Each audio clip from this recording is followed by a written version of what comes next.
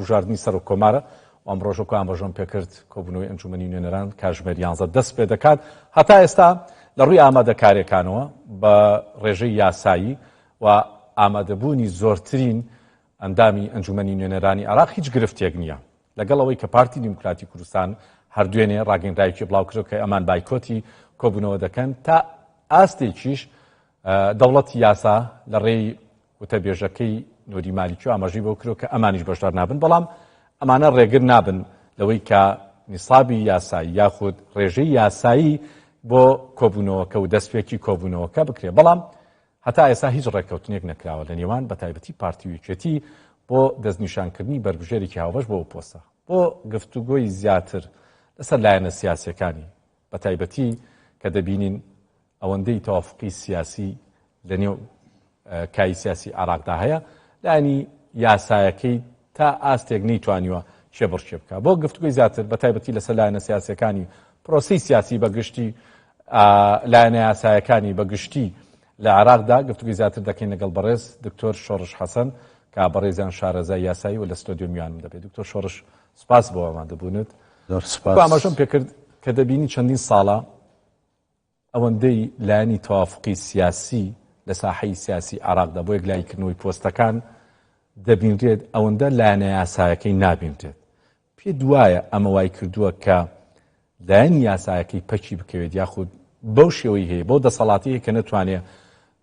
ئیش و کارەکانی خۆی لە یەکلاکردنەوەی پۆستە سیادیەکان پرسە سیاسیەکانە یەکلایی بکاتەوە. سپاس بۆ جەناب و سڵاو لە بینەرانی خۆشەویستی کەناڵەکە. بەداخەوە یعنی لە عێراق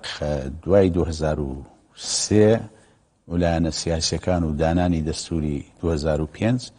بەڕاستی وەکو پێویست ڕێز لەو دەستورە نەگیراوە لە بنەماکانی ئەو دەستورە. زیاتر ئەوەی کە پرۆسەکەی بەڕێوە بردووە سازانی لایەنە سیاسیەکان بووە بە هەموو پێکاتەکانی شیعە و سوننە و کورد و نەک ئەوەی کەوە دەستور بڕیاری لێداوە یعنی هەموو جارێ لە کاتی هەڵبژاردنەکانی ئەنجومەنی نوێنەرانی عێراق کێشەیەک دروست بووە پەخستنێک دروست بووە سال چ لەسەر ئەوەی کەوا پەرلەمان نەیتوانی و مەسەن جەلسەی یەکەم بە زووی کۆتایی پێبێنێ و دەستەی سەرۆکایەتی هەڵبژێرە و لە ماوەی مانجێکدا سەرۆک کۆمار هەڵبژێرە و دواتر سەرۆک وەزیران هەڵبژێرە بۆ نمونە لە 2010 بە هەمان شێوە ماوەی چەند مانجێک پەرلەمان نەیتوانی لە جەلسەی یەکەم ڕزگاری بێت تا دادگای باڵای فیدرالی بڕیاریدا کە پێویستە ئەم دانیشتنی یەکەمی پەرلەمانی عێراق کۆتایی پێپێندرێ و ئیشەکانی خۆی بکە و دەستەی سەرۆکایەتی هەڵبژێرە و سەرۆک کۆمار هەڵبژێرە لە ماوەی دیاریکراوی دەستوریدا. ئەم حالەتە لە زۆربەی خولەکانی دواتردا دووبارە بوویەوە بە تایبەتی لە 2022 خولی پێنجەمی پەرلەمانی عێراق کە ئەنجومەنی نوێنەرانی عێراق کە هەڵبژێردرا یعنی گۆڵەکە زیاتر شلەقا کاتێک مەسەڵەن چەند لایەنێک ویستیان حکوومەتێکی زۆری نەپێک بینن تا ئەو کاتە حکوومەتی عێراقی کە پێک دەهات هەموو پێکاتەکانی عێراق بەشداریان تێدا دەکرد هەموو پێکاتەکان ئەوەی کورسی کەم بووە یا زۆر بە بەشداری هەبوو لە حکوومەتەکە بەڵام لە 2022 لە خولی پێنجەمدا چەند لایەنێک ئەوە بوو کە حەلبوسی و سەدر و پارتی دیموکراتی کوردستان ویستیان لیستێک هاوپەیمانێتێکیان پێکێنا بۆەوەی کەوا بتوان حکوومەتی زۆری نەپێک بێنن ئەوە بۆ ئەو هاوپەیمانێتە سەری نەگرت چکە نەیتوانی مەسەن دەبواە لەبەرەوەی پەنابرا بۆ دادگای باڵای فیدرالی بۆ ئەوەی کەوا نیسابی یاسایی دانیشتنی پەرلەمان ئایا بە زۆرینەی ڕەهایە یا بە زۆرینەی دوو لەسەر سێیە پرسیار لە دادگای باڵای فیدرالی کرا لەلایەن سەرۆک کۆماری ئەو کاتەوە کە دکتۆر بەرهەم ساڵح بوو دادگای باڵای فیدرالی بڕیارێکی دەرکرد بە ژمارە 16 لە 2022 ئەڵێ دانیشتنی پەرلەمان ئەنجومەنی نوێنەران بۆ هەڵبژاردنی سەرۆک کۆمار دەبێت ڕێژەی دوو لەسەر سێی ئەندامانی پەرلەمان ئامادە بن دوو لەسەر سێواتە 220 ئەندام بە پێچەوانەی ئەوەی کە مادەی 59 دەستور بڕیاری لەسەرەوە چێکاڵە دوو لەسەر سێ بۆ ئەمڕۆژ سەرۆکی ئەنجومەنی نوێنەران تاکیدی لەسەرەوە کردوەوە کە بێ بۆ هەڵبژاردننی سەرۆک کۆمار دەبێت دوو لەسەر سێ ئەندامانی ئەنجومەنی نوێنەران ئامادە بن دەمێت کەمێک گوردەکارین لەسەرەوە بۆ بکەیت و چۆن چۆنیە و گرنگیەکەشی چییە؟ ئەمە گرنگی ئەمەیە وا دەکەکەواکەم بەڕاستی بەبێ سازان بەبێ پێکاتنی زۆری نەی لیستەکانی پەرلەمان نەتواندرێ پەرلەمان کۆ بێتەوە سەر و کۆمار هەڵبژێرێ. ئەم ئەزمونە لە خولی ڕابردوو لە 2022 چەند جارێک پەرلەمان ویستی کۆ بێتەوە بەڵام نیسابی یاسایی تەواو نەدەبوو 220 ئەندام ئامادە نەدەبوون تا لە دوجاردا هەموو لایەنەکان پێکاتن لەسەر ئەوەی کەوا بەشداری کۆبوونەوەی پەرلەمان بکەن تا سەر و کۆمار هەڵبژێردێ واتە بە سازانی هەموو لایەک. ئەمە وای کردووەکەوە بەبێ سازانی زۆرینەی لیستەکانی پەرلەمان نەتواندرێت پەرلەمان بێتەوە نەتوانێت سەرۆکی کۆمار هەڵبژێرێ. ئەمەش بەڕاستی بە بۆچوونی من یعنی وەکو شارەزایەک لە بواری دەستوری ئەم بڕیارەی دادگای فیدرالی بڕیارێک بوو لە جێی خۆی نەبوو نادەستوری بوو. یعنی لەبەر ئەوەی ئێمە مادەیەکمان هەیە مادەی 59 لە دەستور ئەڵێ دانیشتەکانی پەرلەمان بە زۆرینەی ڕەهایە واتە 166 ئەندام ئامادە بێ کافیە. ئیتر ئەم دانیشتە بۆ دانانی یاسا بێ بۆ هەڵبژاردی سەر و کۆمار بێ بۆ پەسەندکردنی پەیماننامەیەکی نێودەوڵەتی بێ بۆ هەرچیەک بێ 166 کەس دوو لە زۆرینەی ڕەهای واتە نیوەی زیاتری پەرلەمانتارەکان ئامادە بن کافیە بۆ ئەوەی دانیشتەکە یاسایی بێ. هەموو سەر و کۆمارەکانی پێشتریش هەڵبژاردنیان هەر بەو شێوەیە کراوە تاکیل لەوە نەکراوەتەوە مەسەن هەر لە هەڵبژاردی خوا لە خۆش و مام جەلالەوە تا دکتۆر فواد و تا دکتۆر بەرهەمیش و ئەمانە کە هەڵبژێردراون بەو شێوەی هەڵبژێراون تاکیل لەوە نەکراوەتەوە کە بڵێ دوو لەسەر سێ ئامادە بێ 220 ئەندام ئامادە بێ بەڵکو 166 چونکە بۆ مادەی هەفتە ڕاستە ئەڵێ سەر و کۆمار بە 2 لەسەر سێ دەنجی ئەندامان هەڵدەبژێرێ لە بڕگەی یەکەمی بەڵام بڕگەی دووەمی تاکیل لەوە دەکاتەوە کە ئەگەر هیچ یەکێک چکە 2 لەسەر سێ زۆرە ئەگەر هیچ یەکێک لە کاندیدەکان نەیتوانی 2 لەسەر سێ بەدەستبێنێ ئەوە دەچینە گەڕی دووەمی هەڵبژاردن لە گەڕی دوای ئەچینە سەر و گەڕانش بەڵام دکتۆر شۆڕش ئەم 2 لەسەر سێ با بڵێن 230 کە باسە کرد تەنیا بۆ کردنەوەی کۆبوونەوەکە و دانیشتەکەیاوەتە بۆ بەستنەکە یاخود بۆ مەرحەلی دوای کە دەنگدانە بۆ ژەرە بێ 2 لەسەر سێ بێ ینی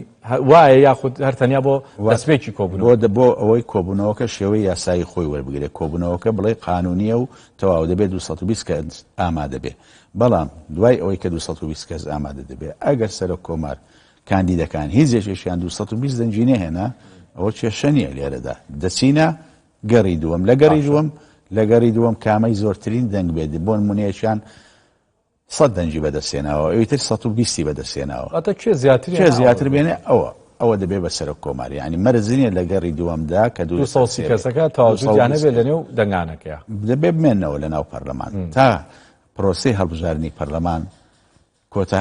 پرۆسەی هەڵبژاردننی سەر کۆمار تەواو دەبێت لە ناو ئەنجومەنی نوێران دەبێت 220 کەس بەردەوام بێ وجودی هەبێ وە نییە بڵێ بەستانیا کۆ بێتەوە ئیتر کۆبوونەوەکە دەست پێ بکرێ و بستنە دەرەوە نەخێر دەبێت ئامادە بن تاوەکو بەپێی بڕیارەکەی دادگای فیدرالی تاوەکو کاری یاخود پرسی هەڵبژاردننی سەر و کۆمار تەواو دەبێت لە ناو ئەنجومەنی نوێنەراندا. زۆر باشە دکتۆر شۆڕژەوەی کە دەبینین ئەم جارە لەم خولەدا یەکلایکردنەوەی سەرۆکایەتیەکان قورسە ئەوەی کە دەیبینی زیاتر لایەنە یاسایەکەیەتی کە قورسی کردو یاخود بێتەوافقەکەیە کە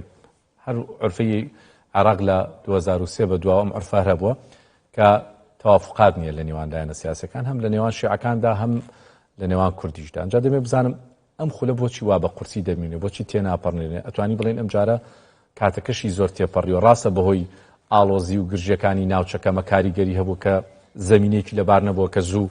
ئەم دانیشتە بکرێت لەگەڵی پێشتر کراوە بەڵام دەبینین هەر بە قورسیە بەدەستەوە هۆکارەکەی چییە؟ هۆکارەکەی ئەوەیە کە ئێستا بەڕاستی و بڕیارەی دادگای فیدرالیە کە مەرجی داناوە 220 ئەندام ئامادە بێ بۆ بەڕێوەبرنی کۆبوونەوەکە بۆ هەڵبژاردننی سەر و کۆمار لەو ناو پەرلەماندا ئەمە کێشەکەی قورستر کردووە بۆ نمونە ئەگەر زۆرینەی ڕەها بە 166 ئەندام بووایە ئیشەکە ئاسانتر بوو ڕەنگە چەندایانێک بیانتوانی بە کۆبوونەوەکە ساز بدەن و سەر کۆمار هەڵبژێرن بەڵام ئێستا دەبێت 220 کەس ئامادە بێ ئەمجا پرۆسەی سیاسی لە عێراقدا لە سەرەتاوە تا ئێستا لە دوای 2023 تا ئێستا هەمووی بە سازان بووە ئەوە نەبوو ینی بەبێ سازان تۆ ناتوانانی بچێ پێشەوە هەر بەم لەسەر ئەمە ئەساسەش بۆ نمونە پۆستەکانی سیادی تەوزیع کراوە سەر و کۆمار بۆ کورد بێ و سەرۆکی پەرلەمان بۆ شیعی بۆ سوننە بێ و سەرۆکی وەزیران بۆ شیعە بێ بەو شێوەیە دابەشکراوە ئەمە هەمان ئەزمموی لوبنانە لوبنانی زۆر جار ئەم کێشەیان دێتە پێشێ بۆ نمونە لە دانانی بۆ ئەو ئەجوایی یاخود بۆ زمینی کە لە عێراقەیە ئەم سازانە تا چەند سەرکەوتوو بووە لەگەڵەوەی کە دەبینین کێشە و گرفتی تێدایە بەڵام بە گشتێکە ئەگەر وێنە گەورەکە ببینین وڵی بەگشتی ئەم سازانە وەکو پێویست سەرکەوتو نەبووە لەبەرەوەی ڕێز لە دەستور نەگیراوە ئەو وەختە سەرکەوتو دەبێت پرۆسی سیاسی کاتێک بەڕاستی لە هەموو پرۆسەکەدا لە سەرەتای دەستپێکردنی هەڵبژاردن بۆ ئەنجومەنی نوێنەران تا کۆتایی هەڵبژاردننی سەر کۆمار تا هەڵبژاردننی دانانی حکوومەتی شوو پەیوەندی حکوومەت بە هاوڵاتیانەوە بە خەڵکەوە ئەگەر بە پابندبوون بە دەستور ئیشەکان بەڕێوە بچێ بەڵام بەم شێوازەی تا ئێستاش یعنی بەڕاستی لە 2005ەوە تا ئێستا وەکو پێویست عێراق نەیتوانی ئەو وڵاتە بەرەو پێش بەرێ نەیتوانی ئەو وڵاتە بەرەو پێش بەرێ ئەم بەشبەشێنەی ئەم محاسەسەیە بەڕاستی زەرری لە پرۆسی سیاسی زەرری لە دیموکراتیەتی عێراقداوە لەبەرەوەی دوو پرەنسیپی سەرەکی پەخستووە یەکەمیان پرەنسیپی کەفاءەت تەخەسوس ئەمانەی گوێ نادرێتە ئەم شتانە بۆ داپڕکردنەوەی پۆستەکان دووەمیان مەسەلەی هاوڵاتی بوون یعنی ڕاستە دەبێت ئیلا خەڵکێک ئەگەر بێ بە سەرۆک کۆماریە بێ بە وەزیریە بێ بە پەرلەمانتار دەبێت لە چوارچەوەی ئەحزابی سیاسی حتا ئەمە ئەگەر ئەمانە پۆستی سیاسیش بن وەرە خوارەوە بۆ مەسەن هەیئاتە بێلایەنەکان هەیئاتی مستەقیلی یاخود بۆ پۆستەکانی تر دیسان بە بەش بەشێنەدا بەش دەکرێت ئەمە زەرری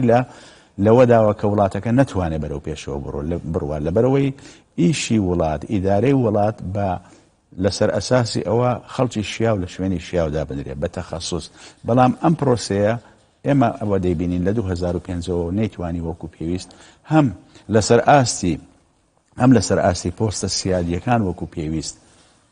عێراق بەرەو پێشەوە بەرێ هەم لەسەر ئاستی ئیدارەی دەسەڵاتی تەنفیزیش کە لە عێراقدا ئیش دەکات نەیتوانیوە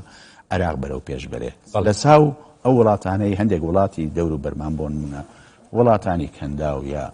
وڵاتانی مەسەن وڵاتانێکی ترکە بەڕاستی بنەما دەستوریەکان بنەما دیموکراتیەکان لە بەرچاو دەکرن بۆیە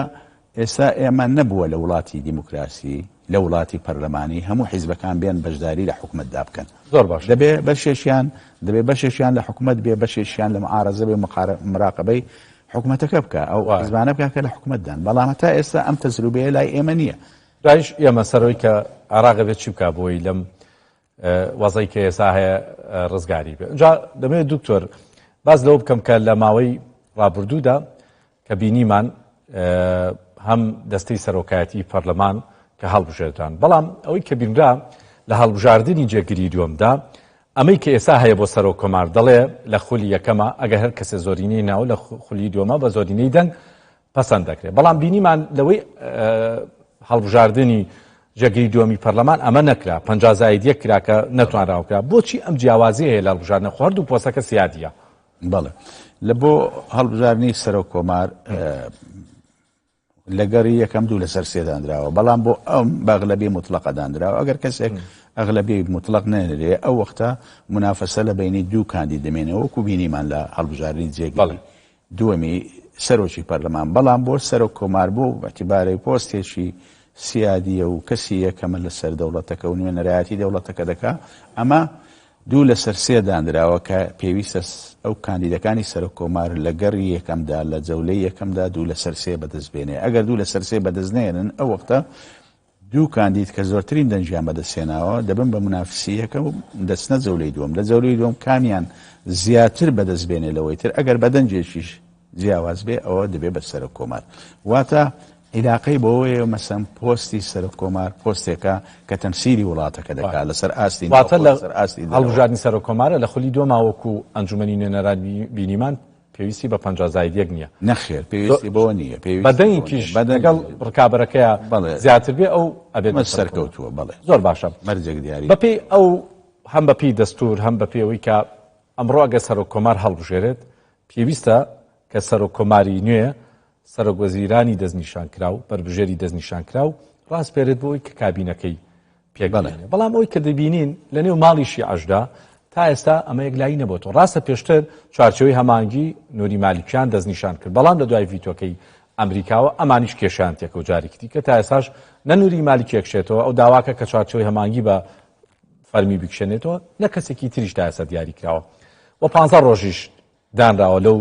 دوای دەستنیشانکردنی سەرۆک کۆمار ئەگەر بێت و تا ئەم 15 ڕۆژە کەسێک دەستنیشان نەکرێت بۆ پۆستی سەرۆکوەزیران لە ڕووی یاساییەوە چی دروستە بێت چ بۆ شایەک دروستە بێت وەڵاوەکوتم بەڕاستی ینی پێکاتەکانی عراق لیستە سیاسەکانی ناو پەرلەمان خۆیان لە دەستور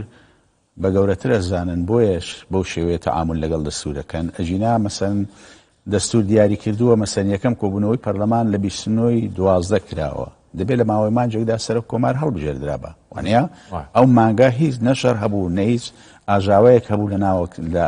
ناوچەکە هەڵ نەبژێردرا ئەمە پێشێرکارەیەکی دەستوریە یعنی دەستور ماوە دادنێ کاتی ئاسایی تۆ دەبێت پابەندی بۆ ماوانە بۆ نمونە ئەگەر سەرۆک کۆمار ئەمڕۆ هەڵبژێرێ یا بەیانی هەڵبژێرێ دەبێت لە ماوەی 15 ڕۆژدا بۆی هەیەکەوە گەورەترین چێ لە ناو پەرلەمان کە خۆی گەورەترین کتلە چێە ئەو کتلەیە ئەو هاوپەیمانێتێت تەکلیفکە بۆی کەوا سەرۆک کۆمارەکەیان سەرۆکی وەزیرانیان دیاریکەن تا تەکلیفیکە بۆی حکومەت پێک بێنێ ئەویش دەبێت لە ماوەی 15 ڕۆژدا ئیتر ئەو ماوانە کە دیاری کراوە بەڕاستی کاتێکەوە لیستی یعنی گەورەترین کتلە سەرۆکی وەزیران دیاری نەکا یعنی ئەمە لە ماوەی دیاری کراودا مەفروزە ئێستا هەیبێ مەفروزە هەیبێ ئێستا کاندیدی هەبێ کە لە ماوەی دەستوری خۆی دیاری نەکە ئەو پێشێرکاریە بە سەر دەستور زۆر باشە ئەم پێشێرکاریانەش خەتەرە یعنی ئێمە واتە وڵاتی قانون نین وڵاتێک نین کەوا ڕێز لە قانون بگرین ڕێز لە دەستور بگرین چکە ئەم ماوانە دانراوە بۆ ئەوەیە کە تۆ لە باری ئاسایی پابند بپیانەوە ئەگەر هەڵبژاردنی ئەنجومەنی نوێنەرانە ئەگەر هەڵبژاردننی سەرۆک کۆمارە یاخود دانانی سەرۆکی حکوومەتە و پێکەێنانی حکوومەتە ئێستا ئێمە هەتا ئێستا حکوومەتەکەی عراق حکوومەتێکی کاربەڕێکەرە لەم بارودۆخەنا هەموارەدا ئەم حکوومەتە دەسەڵاتی ڕەهای نییە کە بتوانێت ڕوبەڕووی ئەم بارودۆخە بێتەوە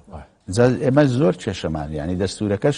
کەموکوڕی تایە بۆیە تا ئێستا مەسەن بیر لەوە نەکراوەتەوە مەسەن کە ئەم کەموکوڕیانە لە دەستور چۆن بێن تعدیلیکەن ینی بە قازانجی ئەوەی کە لە بەرژەوەندی وڵاتەکە بێ لە بەرژەوەندی ئەوە بێ بۆ نمونە ئێستا ئەگەر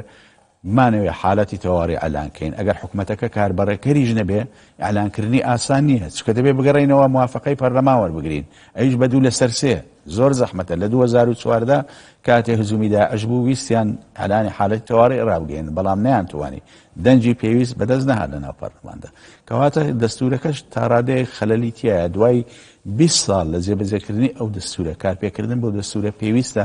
ئەو لایەنانەی کەموکوڕی تایە هەندێشت کە کوریتیە بەڕاستی بێن تعدیلێکی بەسەردا بکەن بۆ ئەویکەوە ئەمانە نەمێ لە ناویاندان بۆ نمونە ئەم مادەی کە ئێستا محکەمەی ئیتحادی کردوێتە مشکی لە مادەی هەفتا بڕگەی کە دەبێت 2 لە سەر 3 بێ ئەنیا ئێستا ئەگەر مەسەلەن 166 کەس بووایە زۆری ڕەها بووە 50 زائیدێک بووە ئاسانتر بوو ئیشەکە کۆبوونەوەکە دەکرا و بەبێ گوێدانە لایەنەکانی تر ئەو لایەنەی کە ناڕازیە لەوەی هەڵبژاردن بکرێ کۆبوونەوەکە بەڕێوە دەچوو زۆر باشە دکتۆر شۆڕژ هەر باسی دەستنیشانکردنی کاندیدی شیعەکانمان کرد کە بۆ پۆستی سەرۆک وەزیران ئەگەر هاتوو چارچۆی هەمانگی کە گەورەترین کوتلەی شیعەیە کە ئەمانە حکوومەتیان بەدەستەوە و سەرۆک وەزیرانیش لەوانە ئەگەر هاتوو ڕوبەڕووی هەڵوەشانەوەی ئەم کوتلە سەرەکیە بوون هەنگاوەکانی دوایەوە چی بەسەردێ بە تایبەتی بۆ دیاریکردنی سەرۆک وەزیران چێ دەبێت سەرۆک وەزیران دیاری بکات ئەگەر هاتوو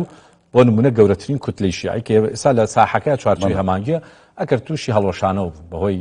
ئەو ناوکۆکیە سیاسیانی کە هەیە لە نێوانێدا چێ ئەوەی کە دەبێت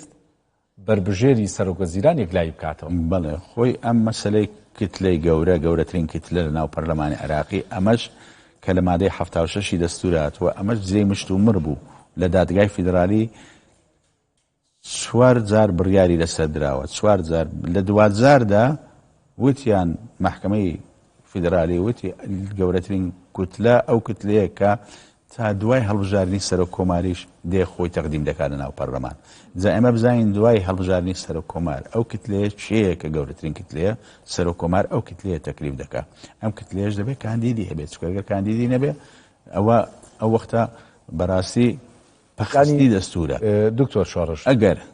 بوورە قسەکەشی پێ قسەکەی خۆتە لەبیر نەچێ ئەنی واردە لە ڕووی یاساییەوە ئەمڕۆگەر سەرۆک کۆمار هەڵبژێرا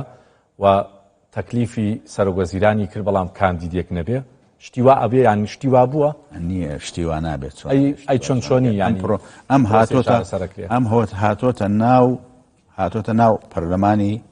ئەنجومەنی نوێنەرانەوە کاندیدی هەیە ئەندامی هەیە بۆ ئەوەیەکەوە بەشداری کاری سیاسی بکە بەشداری پرۆسی سیاسی بکە لە عێراق ئەوەکو گەورەترین کوتلە خۆی دەناسێنێ سەرۆک کۆمار تەکلیفی لێ دەکاتەوە مرەشەحەکەی کامەیە تاوەکو نووسراوی بۆ بکە بۆ ئەوەی حکومەت پێک بهێنێ ئەمە لە ڕووی یاسایی هیچ گرفتێ دروستە کاگەر ئەمڕۆ ئەم سیناریۆی کێسا باسیەکەین ڕوویە کە تا ئێستا ڕوو نییە بەڕاستی هەر نوری مالیکیە و خۆشتەزانی ئەمریکا ڤیتۆی هەیە بەرامبەری ئیتر ئەم چێدا ئەنێ ئەم کوتلەیە چێ دیاری دەکا طبعا ئەگەر پاش ئەم کە دیاریەکە دەبێت ئەمیش لە ماوەی 30 ڕۆژدا کابینەکەی پێک بێنێ ئەگەر پێشی نێنا هەر لەو کتلەیە کەسێکتر تەکلیف دەکا بۆ ئەوی کەوا حکومەت پێک بێنێ ئەگەر دووەم زاری شکستی هێنا ئەو وەختە سەرۆک کۆمار کەسێکتر تەکلیف دەکات لەوانەیە ئەم زارە لە دەرەوەی ئەم لیستە بێ هەندێک زار لە هەندێک وڵاتان بەڕاستی وایە ئەگەر بێت و لە ماوەیەکی دیاری کراوە حکومەت پێک نەهێنرێ بۆ نمونە مەسەن ئەو لیستەی کە حەقی ئێوەیە حکومەت پێک بێنێ حکومەت پێک نێنێ نەتوانێت حکومەت پێک بێنێ پەرلەمانەکە هەڵەوەشێنرێتەوە بەڵام لە دەستوری ئێمە شتیوای تیان نییە هیچ زۆرە سزایشی ئەوەی تیانە ئەگەر سەرۆک کۆمار ئەگەر مەسەڵاوی سمەر پرسیارە شوولێک لە دەستوردا هیچ ڕێکارێک بەرامبەر ئەم پێشێلکاریانی کە بەرامبەر دەستورەکرێت دیاری نەکرێت هیچ ڕێکارێک نییە لە ناو دەستوردا بەرامبەر ئەو پێشێلکاریانە تەنیار بۆیە کێشە ئەوەیە یعنی قانونی دەستور زۆر بە قانونی دەستوری زۆربەی زانکانی دەستوری وەکو ئەوەی دادەنێن دەڵێن قانون نییە لەبەرەوەی قانونێکە قانونی ڕێخستنی دەسەڵاتە بەڵام ئەگەر خاوەن دەسەڵاتەکە پابەند نەبوو بە دەستورەکەەوە چێ ئیلزامی دەکا بەوەی کە پابەند بێ هەر وەکو چۆن ئێستا ئەمڕۆ لەسەر ئاستی نێودەوڵەتی قانونی نێودەوڵەتیمانەیە بەڵام ببینین قانونی نێودەوڵەتی پێشێلەکرێ چێ ئەم دەوڵەتە ئەم زل هێزانە ناچار دەکا بەوەی پابەند بن بە قانونی نێودەوڵەتیەوە هێزێک نییە چکە قانون هێز دەیسەپێنێ بۆیە ئەم مشکلەیەمان هەیە ئێمە قانونی دەستوری وەکو قانونی عقوبات نییە وەکو قانونی مەدەنی نییە وەکو قانونی بازرگانی نییە بتوانین قاعیدەکانی سزاکانی بسەپێنین بەسەر لایانی سەرپێچی کاردا بە ئاسانی بۆ نمونە مەسەن ئێستا ئەمە پەرلەمانی عێراق سەرپێچی کردووە لە دەستور وانیا ئەوە دوو لە 2012ەوە دەبواە لە ماوەی مانجێکدا سەرۆک کۆمار هەڵبژێرێ بەڵام ئەمڕۆ 11 چوارە تا ئێستا سەرۆک کۆمار هەڵنەبژێر ئەوە کەواتە پێشێری دەستوری کردوە چێ دێ ئەم سزای بەسەردا بسەپێنێ دەستور دیاری نەکردووە ئایا لە کاتێکەوە پەرلەمان نەیتوانێت ئەرکەکانی خۆی ئەنجامدا لە هەڵبژاردننی سەرۆک کۆماری یا پێکێنانی حکومەت یا پێکێنانی حکومەت ئەم پەرلەمانە مەسیری چی دەبێت لە ماوەی سێمانگدا هەر بۆ نمونە مەسەن ئێمە لە هەرێمی کوردستان ئەمە ساڵ و نیوەک زیاترە پەرلەماندا هەڵبژێردراوە تا ئێستا پەرلەمان هیچی نەکردووە نەیتوانیوە حکومەت پێک بێنێ ئەم مەسیری ئەم پەرلەمانە دەبێت بەڕاستی بە پێی پرەنسیپ و بنەماکانی دیموکراتی مەبدەئی دیموکراتی دەبێت ئەم پەرلەمانە هەڵبۆشێتەوە چونکە ئەم پەرلەمانە تەمسیلی خەڵک ناکە ئەگەر تەمسیلی خەڵک بکات دەبێت لە ماوەی دیاریکراوی خۆیدا حکومەت پێک بێنێ ئێمە پەرلەمانمان بۆ ئەو نییە دەبچن لە ماڵەوە دانیشن ئێمە پەرلەمانمان بۆ ئەوەیەکەوە حکومەتێک پێک بێنێ چاودێری هەنگاوەکانی حکومەت ئەم حکومەتە دەست بە ئیش و کار بکە بۆ خزمەتکردنی خەڵک ئەویش چاودێری ئەم حکومەتە بکە بەڵام ئەمە ئەم ئەزمونە بەداخەوە لە کوردستان بە چەندین جارە دووبارە دەبێتەوە لە عێراقیش لە 2022 بە هەمان شێوە چەمانجێک دواکەوت تا ئاخیری بە سازان سەرۆک کۆماڵە بژێرا و حکومەت پێکێنرا و ئەم جارەش ئێستا دەبواە لە مانجی یەک سەرۆکی کۆمار هەڵبژێرێ و حکومەت پێک پێندرێ یعنی کە ئەڵێ سەرۆک کۆمار لە ماوەی 30 ڕۆژدا هەڵبژێرێ مەرز نییە تۆ لا 30مین ڕۆژەمدا ڕۆژ هەڵی بژێری وانیا یعنی تۆ دەتوانێت ئەم تەوافقە لە 10مین ڕۆژدا بکەی دوای هەڵبژارنی سەرۆکایەتی پەرلەمان یەکەم دوای دانیشتنی یەکەم دانیشتنی پەرلەمان ئەمیش دەتوانێت حکومەت لە ماوەی سەرۆکی یعنی کاندید بۆ سەرۆکایەتی حکومەت لە ماوەی 5 ڕۆژدا لە ماوەی 2 ڕۆژدا یەکسەر تەکلیف بکا بۆەوەی کەوا حکومەت پێک بێنێ مەرز نییە ئەم ماوەدان درراوە بەڵام بۆ ئەوەی لەم ماوە زیاتر تەجاوز نەکا پێشێل نەکا بەڵام هیچ سزایەک نییە بڕیاری دادگای فیدرالیش یەک دوو بڕیار دەرچووە لەسەرەوەی دەڵێ ئەم ماوانە ماوەی حتمی نییە کە دەبێت ئللا ئیلتیزامی پێوە بکەین بەڵکو ماوەی تەنزیمیە ماوەی بۆ تەنزیمە کەواتە ئەگەر سەرپێچیشی بکەی کێشە نییە بەڵام لە ڕاستیدا لە بارودۆخی ئاسایی پابند بوون بە ماوە دەستوری بەڵام دەبوو لەگەڵ خاڵەیە خاڵێکیشی دابنایە کە لەگەڵ هەندێک حاڵەتی وەکو ئێستا هەیە کە پێویستە و گرنگە حکە حکومەت پێ باشە زۆر باشە دکتۆر شۆڕش هەر لەسەر بابەتی دەستور بۆی ئەم حاڵەتانش کە باسمان کرد دووبارە نەبێتەوە پێویستە دەستور هەموار بکرێتەوە پێویستە چه خاڵێکی زیاتر ئەوەی کە گرنگە بۆ بەڕێوەچوونی پرۆسی سیاسی هەم لەباری هەڵبژنی پۆسە سیادیەکان هەم بابەتی سیاسەکانی دیکە ئەنی پێویستە چی لە دەستوردا هەموار بکرێتەوە کە بە گرنگی دەزانی بەڵێ خۆی لەبەرەوەی ئێمە پێکاتە سیاسەکان لە عێراق بە پێی بەرژەوەندی خۆمان بە ئینتیقائی ینی بە دوو لا فاقی تەعامل لەگەڵ دەستور دەکەین بۆیە زۆر جار دقە دەستوریەکان وازحن بەڵام دەچین پەنا دەبین بۆ محکمەی ئیتحادی بۆی بەلایەکیدا تەفسیری بکە کە لە بەرژەوەندی ئەو جیهەتە بێ و لە قازانجی جیهەتێشتر نەبێ ئەمە ڕووی داوە بەنسبەت کتلەی گەورە بەنسبەت دانیشتنی هەڵبژاردننی سەر و کۆمار بەنسبەت زۆر شیتر حتا بەنسبەت مەسەلەی ئەنجامدانی ڕاپرسی گشتپرسی لە هەرێمی کوردستان ساڵی 2017 یعنی بۆ چوونەکانی دادگای فیدرالی زیاتر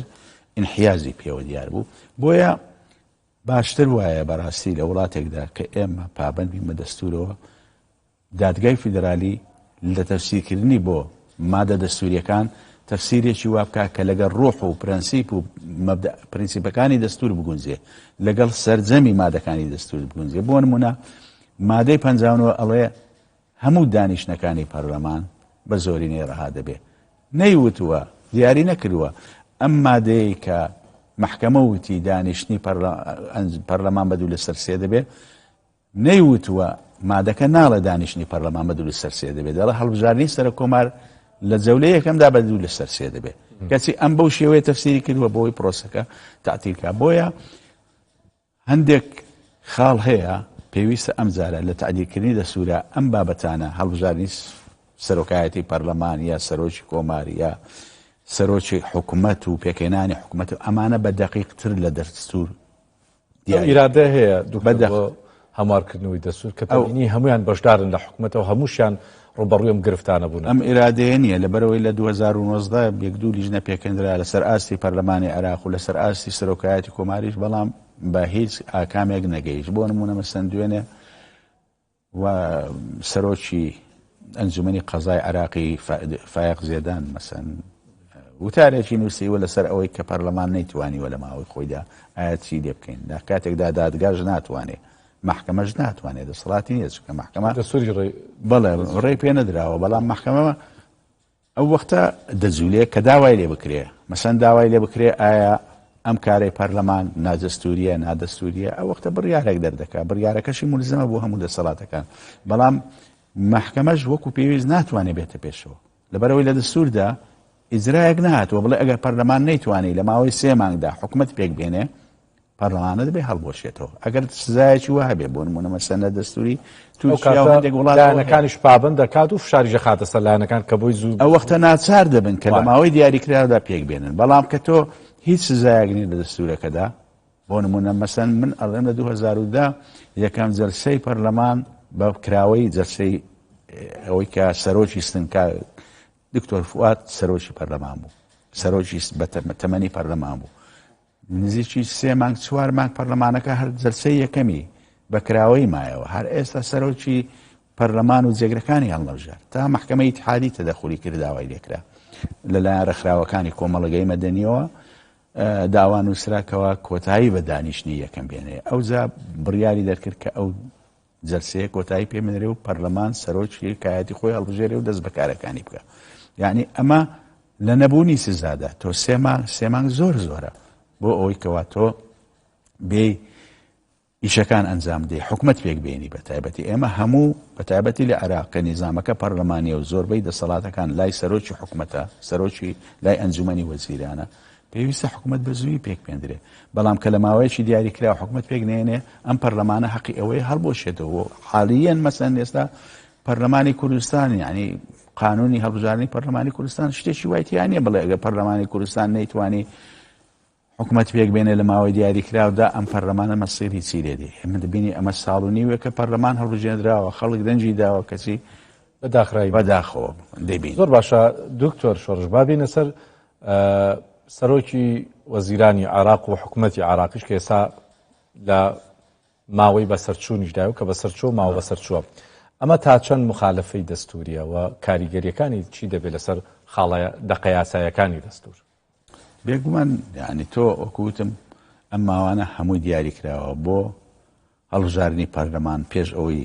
پەرلەمانی پێش و کۆتایی پێبێ لە 35 ڕۆژ دەبێت پەرلەمانی تازە هەڵبژێری و سەرۆک کۆمار هەڵبژێری و حکوومەت پێکبێنی بۆ ئەوەی کەوا خزمەتی وڵاتەکە بکرێ. ئێستا مەسەن ئێمە ڕوبەڕووی کەوتینە ئەو شەڕەوە وەنیا و شەڕە دەوری ئێمە بوو عێراقیش کەوتەناوە بەڵام ئێتۆ حکوومەتێکن نەبوو خاوەنی دەسەڵاتی فعلی بێ خاوەنی دەسەڵاتی ڕاهە بێ بەڵکو حکوومەتێکەکە بوو کە دەسەڵاتی زۆر شتی نییە تەنیا ئیشی ڕۆژانەی هاوڵاتیان دەتوانێت بەرەکان ناتوانێت کاروباری سیادی قسەی لەسەر بکە بڕیاری لەسەر بدا بۆیە بۆ حکوومەتەوە تۆ ناتوانێت ڕوبەڕووی ئەو بارەنا ئاساییە بیتەوە بە تایبەتیش کە لە کاتێکدا دەستوری عێراقی بۆ بڕیاردانی حالەتی کتوپڕ و ناکاوی و ئەوەی پێدەوترێ حالەتی تەواڕی و ئەحکامی عورفی پێویستی بەوەیەکەوە دوو لە سەرسەی پەرلەمان دەنگ بدا ئەمە هەر یعنی سەرۆک کۆمار لە هەموو وڵاتانی دنیا سەرۆک کۆماریە سەرۆک وەزیران کامەی دەسەڵاتی فعلی هەیە ئەمە بۆی هەیە ئیعلانی حالەتی تەواڕی بکە نامەیەک دەنێرێ بۆ پەرلەمان داوا پەرلەمان ئاگادار دەکاتەوە بەڵام لای ئێمە بپێچەوانەیە سەرۆک کۆمار سەرۆکی وەزیران ناتوانێت ئەعلانەکە دەبێت لەگەڵ سەرۆک کۆمار داوا بکەن لە پەرلەمانیش بە دوو لە سەرسێ تا ڕازی ئەبێ ئەمە زۆر حالەتێکی نەشازە چکە تا پەرلەمان ڕازی ئەبێ لەوانەیە وڵاتەکە وەزئی تێکوتێ نەتوانێت کارەساتی گەورەتر بێن جام کارەساتە حالەتی شەڕە حالەتی سروشتیەوە کوتم لە 2014 نەتواندرا ئەعلانی حالەتی تەواڕی بکرێت کاتێک خەتەری داعش بوو ئێستا لەم حالەتەش لە 28 دووە تا 2-3 ڕۆژ پێ ئێستا کە شەڕ بووە لە ناوچەکە حکوومەتی ئێمە حکوومەتی کاربارەکەر بووە لە سەراستی عێراق دەسەڵاتی ئەوەی نەبووەکەوە بتوانێت تەعامل لەگەڵ ئەو وەزع بکە حالەتی تەواڕی ڕانەگەێنراوە دەبینین زۆربەی وڵاتانی دەوروبەر کەوتونەتە حالەتی تەواڕی ئەوە حالەتێکە حالەتی ئامادە باشیە چکە لەو حالەتانە تۆ پێویست بۆیەکەوە قانونی ئیسtisنائی جێبەجێکەی ناتوانانی بۆ قانونە ئاساییانە ڕوبەڕووی دۆخەکە دکتۆر ئەگەر قەت بی لەسەر لە دوای دامەزراندنی دەوڵەتی عێراقی نوێ لە دوای سەدام حسێنەوە ئەم حاڵەتە 4 ساڵ جارێک ئەم سیناریوانە هەمیشە دووبارە بوو بەڵێ هەمیشە دووبارە کێشەکە لەوەیە لە باوەی ئەم 23 ساڵەدا کە بە حکوومەتی انتقالیشە و بە حکوومەتی هەڵبژێردراویشەوە نەتوانراوەکە سیغەیەکی سیاسی و دەستوری بۆ چارەسەرکردنی ئەم گرفتانە بدۆزنەوە 4 ساڵ بە دوای 4 ساڵ بە هەمان سیناریو و گرفت دووبارە ئەبێتەوە و تا ئێستاش هیچ ئیرادێکمان نەبینوە کە وا لە با بڵین وا لە حیزبەکان بکات لایەنەکان بکات کە هەوڵ بدەن بۆ هەمواری دەستوری کە جەنابەت ئاماژەت بە هەندێک خاڵی کرد بۆی گرفتەکان چارەسەر بکەن جام دەمێ بێمەوە سەر هەڵبژاردننی سەرۆک کۆمار بە تایبەتی کامڕۆ ئەوەتر دانیشتنەکە کاتژمێر 11 ئەگەر بێت و هیچ گرفتێک لە ئامادەبوونی ڕێژەی یاسایی نەکرێت دانیشتنەکە کرێت و دەبەستێت ئەمڕۆ ئەگەر سەرۆکی کۆمار هەڵ نەبژێرێت لە ڕووی وادی دەستوری و یاسایەکەوە چی دەبێت ئایا هیچ مەجالێک ماوە بۆ ئەوەی کە کاتێکی تر بدەنەوە یا ماڵێکی بنەوە بۆ دانیشتن بە هەڵبژاردننی ئەنجومەنی نوێنەران بە هەڵبژاردننی سەرۆک کۆمار یاخود دەبێت ئەمڕۆ حەسم کرێ ئەو بابەتە مەرجنی ئەمڕۆ حەسم بکرێت چکە لەبەرەوەی پێش ئێستا ئێمە لە حالەتی ئەوەین کەوا دەستور پێشێر کراوە وانیا دەبواە مانجێک دوای یەکەم دانیشتن کە لە 29 بووە سەرۆک کۆمار هەڵبژێرێ بەڵام لە 29ەوە تا ئێستا سەرۆک کۆمار هەڵ نەبژێراوە کەواتە مخالەفەی دەستور کراوە ئەگەر ئەمڕۆژ هەڵ نەبژێرێ ئیتر هەڵبژارنەکە دووا دەخرێ بۆ کاتێکی تر تا خۆیان دەکەونە سەر ئەوەی ڕێک بکەون بسازێن لەسەر ئەو کاندیدەی کە دەیانەوە ببێ سەرۆک کۆمار تا ئەو کاتە واتە پێشێرکاریەکان لە عێراق بەو شێوەیە هاتووە وەکووتمان سزایتیانە دەستور ئەمانیش بە ئارەزی خۆیان لیستەکان پێکاتەکان ناو پەرلەمانی عێراقی بە پێی بەرژەوەندی خۆیان تەعامل لەگەڵ دەخکانی دەستور دەکەن دەستوریش ئەگەر بێت و سزایتیانە بێ ئەگەر بێت و سزایەکی دیاریکراوی نەبێ ئەمانیش بە ئارەزی خۆیان تەعاملیان لەگەڵ کردووە لە هەموو قوڵەکانەوە تا ئێستا بۆ نمونە ئێمە لە دەمێکە مخالفەی دەستور کراوە لەوەی کە سەرۆک کۆمار هەڵ نەبژێردراوە ئێستا دەبوایە بە پێی ماوە دەستوریەکان حکوومەتیشمان ئێستا پێکێنابە بەڵام نەکراوە ئێستا ئەگەر ئەم ڕۆژ نەکرێ ئەسنە بەیانی ئەسنە هەفتەیەکی تر شەڕی ئێران وازوژنە وەستایە ئەوە هەر زیاتر ئەبوو بە بیانگەی ئەوەی کەوا شەڕ و وڵاتەکە لە دۆخێکی نائاساییدایە. بۆیە بەڕاستی وەکوتم پێکاتەکانی عێراق پێکاتە سیاسەکان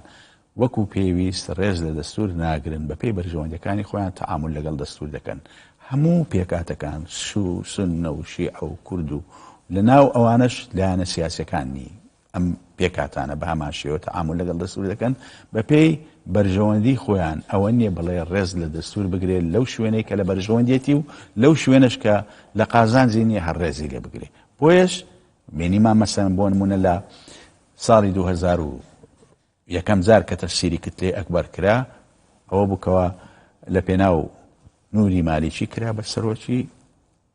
ئەنجومەنی وەزیران لە کاتێکدا لیستەکەی